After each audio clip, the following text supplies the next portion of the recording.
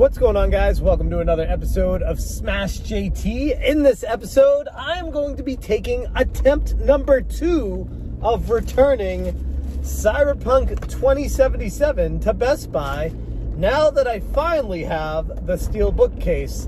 The reason why I tried to return this before and I didn't was the steel bookcase came later in the mail and they were trying to charge me $20 if I didn't have that with me.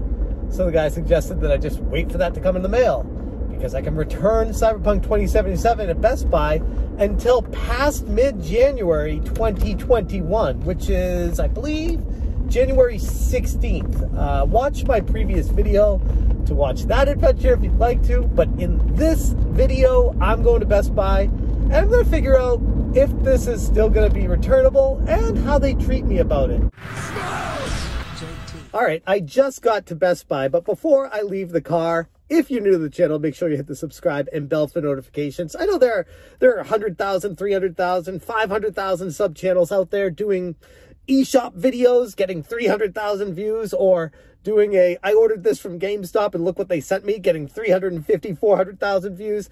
You know, I'm actually putting feet to the ground, going out and figuring out what's what here. I think you actually might like this. And it's unique content, so subscribe. Now, without further ado, let's go into Best Buy.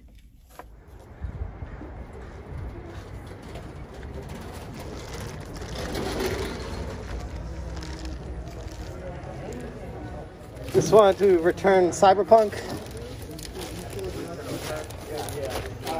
I came last time to return it, and they said you need the steel bookcase with it to get the full refund, so I'm back now. They said I got until, what, January 16th to return it?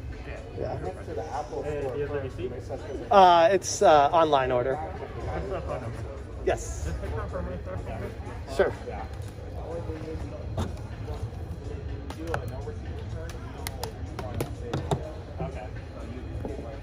Have you seen a lot of these getting returned? I'm not usually over here. Oh, okay. But I have heard a lot of stories. Yeah. Have you played it yet, or do you play? I was thinking about getting it. I'm not. I think I'll wait till the patches come out. That's what I was thinking. I'm like, I might as well just return it now and then buy it when it's probably going to be cheaper in a year anyways. And I'm not really playing it that much now anyway, so why not get it for 20 bucks next Black Friday or less, and I'll play it then. I got plenty of games to play now anyways. It's silly because I ordered it online and the game came first and then the steelbook came like a week and a half after, and I was worried that I was going to miss the return time frame. So I brought it in. The guy's like, no, they extended the return time frame to January 16th for all holiday stuff, and I was like, okay. And then I looked up online, the steelbook case is going for like 25, 30 bucks on eBay, and I'm like, maybe I should just sell that. Yeah. I'm like, it's not worth the effort. I stopped selling stuff on eBay because there's so many issues, people returning stuff and complaining. It's like not even worth it. So you're going to be issued $55.79 on your original form of transaction, and then you had an $822 used on the Best Buy certificate as part of that transaction. And that'll be returned eventually. Cool. All right, and before I go, I wanted to see if they had any in stock. And if so, how many? Doesn't look like they have any Cyberpunks in the aisle. Let me check the end cap. Okay, there's a couple out here. We got 5 for the Xbox One, 2 for the PS4, PS5. They got the steelbook case that I had to wait to return separately that charged $20 for a metal steelbook case. That is psychotic. It looks like it's on sale, $10 off right now for the regular CyberPunk 2077. And while they don't have any in the aisle for the PS5, I do see from far away here they got 1, 2, 3, 4 more for the Xbox One in stock. And again, they're on sale for 50 bucks right now. This game is going to be very cheap in a few months, I would imagine, just based off of all the terrible press that it's gotten, deservedly so.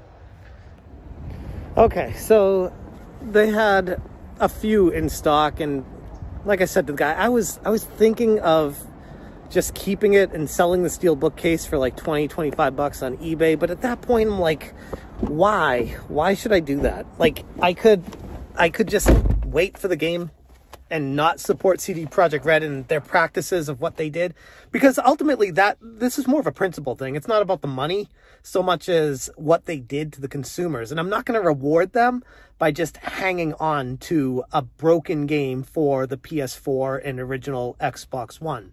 They need to be held accountable. They need to wait for the game to be ready. And when it is, have it come out and sell it.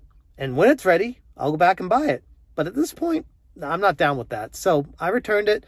I don't feel bad about it one bit. And eventually, maybe next Black Friday, I'll pick it up for 5 or 10 or 15 bucks.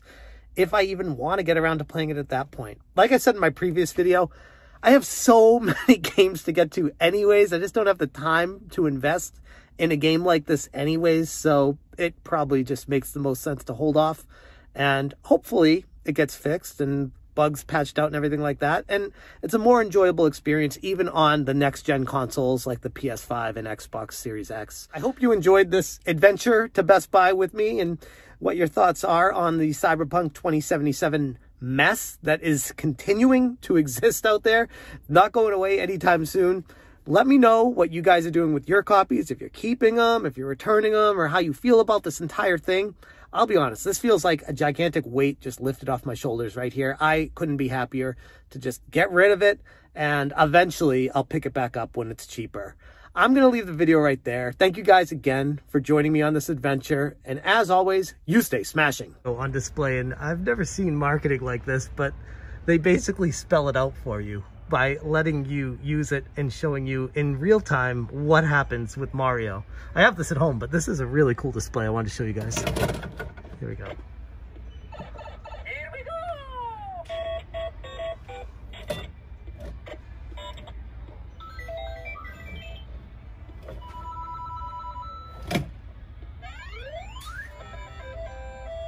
I mean, it gets the point across. Nothing crazy. Pretty neat marketing display, if nothing else.